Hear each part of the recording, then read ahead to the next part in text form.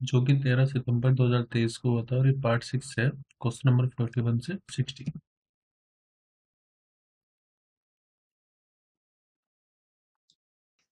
Question number 51, which of the following is found using Lenz law. अगर हम Lenz law का इस्तेमाल करें तो इसमें से हम क्या चीजें फाइंड कर सकते हैं। पहले मैं बता देता हूँ लेंस लॉ के बारे में। Lenz law, the induce law, इसका मतलब यह है कि मान लीजिए आप नॉर्थ पोल को इस तरफ ले जा रहे हैं, तो ये जो लूप है इसमें मैग्नेटिक फील्ड फ्लक्स चेंज होगा जब आप इसको पास ले जा रहे हो। अब यहाँ पर नॉर्थ पोल है तो यहाँ पर भी नॉर्थ पोल क्रिएट हो जाएगा, क्योंकि जो करंट होगा इस वाली लूप में, करंट कब जनरेट होता है, जब आप मैग्नेट को लूप के पास ले जाओगे और उससे दूर ले जाओगे, मतलब उनके बीच में कुछ ना कुछ रिलेटिव मोशन होना चाहिए। अगर आप नॉर्थ पोल को ले जा रहे हो तो इस लूप में करंट इंड्यूस हो जाएगा, और उस करंट की जो डायरेक्शन होगी वो कुछ इस तरह से होगी कि वो उसका अपोज करे, इसलिए यहाँ पर नॉर्थ पोल आ जाएगा। तो नॉर्थ पोल आने का मतलब कि यहाँ पर जो करंट होगा वो एंटी क्लॉकवाइज में फ्लो होगा।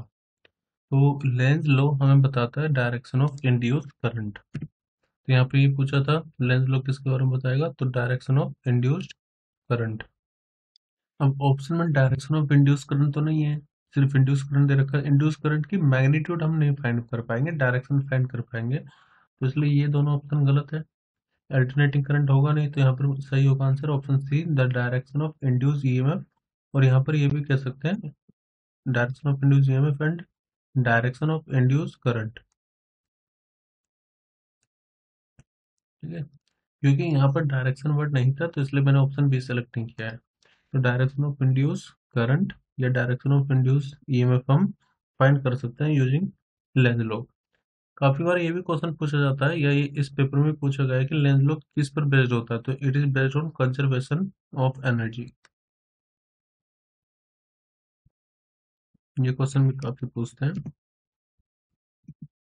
Question number 52, the energy stored in a 70 milli henry inductor carrying a current of 5 ampere. Energy का फॉर्मूला होता है 1/2 हाफ एल आई स्क्वायर। तो 1/2 एल मतलब 70 और करंट 5 एम्पियर। तो 70 मिली है ना, इसको 10 की पावर -3 लिखेंगे इंटू 5 का स्क्वायर, तो यू इक्वल टू आएगा 0.875 जूल।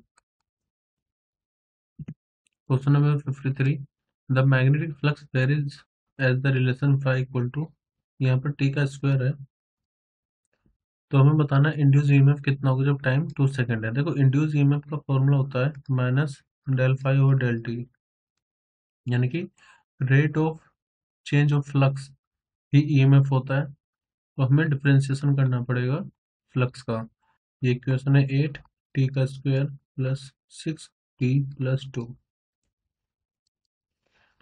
अब डिफरेंशिएट करेंगे यहाँ पर हम 8t के स्क्वायर को, तो 8 आएगा बाहर, इसको लिखेंगे टी स्क्वायर अपॉन में डी टी। फिर 6 को बाहर लिखो D T upon D, plus 2 तो कांस्टेंट है तो कांस्टेंट का डिफरेंशिएशन 0 होता है, तो ये आएगा -8 2t plus D T upon D T मतलब 1, और यहाँ पर 6 और ये 0। तो ईएमएफ की हमारे पास इक्वेशन आ गई -16t प्लस 6। अब टी की वैल्यू 2 रखेंगे तो ये आएगा -16 टी की वैल्यू 2 प्लस 6, यानी कि 38 मिली वोल्ट। तो ऑप्शन सी करेक्ट होगा। यहाँ पर जो माइनस साइन है ये रिप्रेजेंट करता है डायरेक्शन ऑफ इंड्यूस ईएमएफ, तो यहाँ पर सिर्फ मैग्नीट्यूड गिवन है। Question number 54, a magnet is brought towards a coil first speedily and slowly, it can be concluded that the induced EMF will be। देखो मान लो एक कोयल है, एक बार हम इसको ला रहे हैं फास्टली और एक बार धीरे धीरे ला रहे हैं, तो आप ये देखो जो इंड्यूस ईएमएफ होता है वो डिपेंड करता है rate of change of flux पर। फ्लक्स होता है बी इंटू में एरिया बी डॉट ए। जब एरिया कांस्टेंट है तो हम इसको बाहर निकाल सकते हैं d B upon D t, यानी कि जो ईएमएफ है वो rate of change of magnetic flux के चेंज पर डिपेंड करेगा। तो अगर आप इसको धीरे ला रहे हो, पहले केस में स्पीड ली, अगर आप इसको स्पीड ज़्यादा है तो rate of change of magnetic flux भी ज़्यादा होगा, तो इस केस में ईएमएफ होगा ज़्यादा। जब आप इसको स्लो ला रहे हो मतलब स्पीड कम है, तो डीबी अपॉन dt भी कम होगा, तो ईएमएफ भी कम हो जाएगा। तो हम ये कह सकते हैं कि फर्स्ट केस में ये लार्जर होगा, तो larger in case one, option C correct होगा। 55 if refractive index of water is approximately 1.3, तो हमें बताना है स्पीड ऑफ लाइट वाटर में कितनी होगी। देखो इसके लिए फॉर्मूला होता है mu equal to C upon में वी।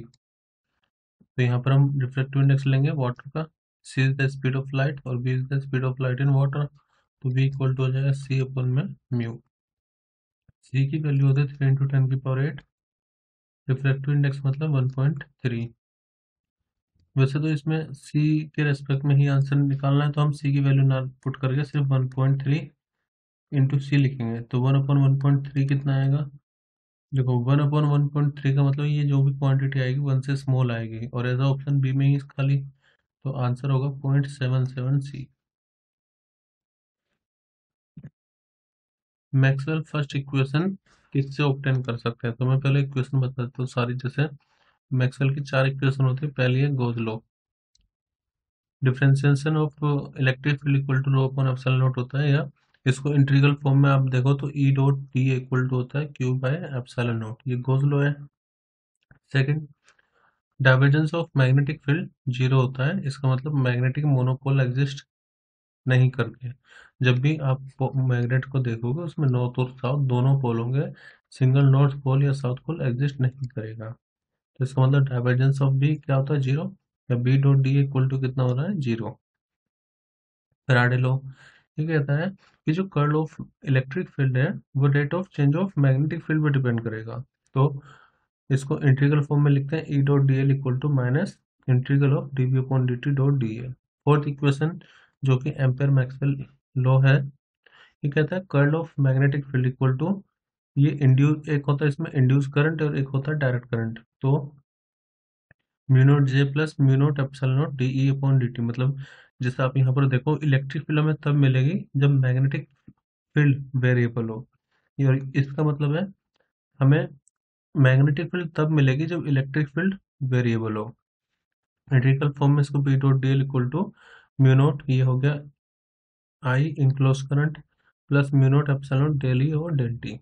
तो क्वेश्चन में पूछा था हमसे कि फर्स्ट इक्वेशन किससे ऑब्टेन कर सकते हैं, तो ये फर्स्ट इक्वेशन है जो कि गोज लॉ से ऑब्टेन की जा सकती है, तो आंसर होगा option B Gauss law. The direction of propagation vector and Poynting vector of electromagnetic are. चलो इसका कंसेप्ट समझते हैं। पॉइंटिंग वेक्टर रिप्रेजेंट करता है एनर्जी पर यूनिट एरिया को। The Poynting vector is denoted by S vector, और ये होता है 1/μ0 ई क्रॉस बी। ठीक है, और ई क्रॉस बी जो होता है वो के की डायरेक्शन को रिप्रेजेंट करता है, मतलब डायरेक्शन ऑफ प्रोपगेशन वेक्टर को भी। तो S B E cross B के इक्वल आ रहा है और के बी उसी के इक्वल होता है प्रोडक्ट के, तो हम ये कह सकते हैं के और एस दोनों सेम डायरेक्शन में होंगे। इसका मतलब पॉइंटिंग वेक्टर की डायरेक्शन वही होगी जो कि वेव की प्रोपगेशन की डायरेक्शन है, तो its direction is direction of the propagation. तो एस वेक्टर और के वेक्टर, के मतलब डायरेक्शन ऑफ प्रोपगेशन, वो दोनों पैरेलल होंगे आपस में। यहाँ पर आएगा parallel to each other, option A. ये जो एस वेक्टर होता है ये एनर्जी को रिप्रेजेंट करता है। 58 the reflection coefficient in wave propagation when it is transmitted with the Brewster angle is. Brewster angle का मतलब ये होता है जैसे वो पर्टिकुलर इंसिडेंस एंगल जिस पर की जो लाइट है वो कम्प्लीटली पोलराइज हो जाए, तो उस इंसिडेंस एंगल को हम ब्रूस्टर एंगल या पोलराइजिंग एंगल बोलते हैं, और इसके लिए फॉर्मूला होता है म्यू इक्वल टू 10 IP। अब रिफ्लेक्शन कोएफिशिएंट पूछा है यहाँ पर कितना होगा, तो क्योंकि लाइट कम्प्लीटली पोलराइज होगी तो ये रिफ्लेक्शन कोएफिशिएंट होगा 0। Question number 59, if the critical angle for T R is 30 degree, तो स्पीड ऑफ लाइट पूछा है कितना होगा। देखो टी आर का मतलब क्या होता है, जैसे अगर कोई लाइट डेंसर मीडियम में हो और वो रेयरर मीडियम की तरफ जा रही हो, तो वो इंसिडेंस एंगल जिस पर कि लाइट टोटली इंटरनली रिफ्लेक्ट हो जाए, उस पर्टिकुलर एंगल को हम कहते हैं क्रिटिकल एंगल। और सॉरी, यहाँ पर थोड़ा मिसमैच है, देखो मैं दोबारा बता देता हूँ। अगर वो इंसिडेंस एंगल जिस पर कि लाइट ग्रेज करे, यानी कि वो जो एंगल ऑफ आर है वो 90 डिग्री हो, उस पर्टिकुलर एंगल को क्रिटिकल एंगल बोलते हैं।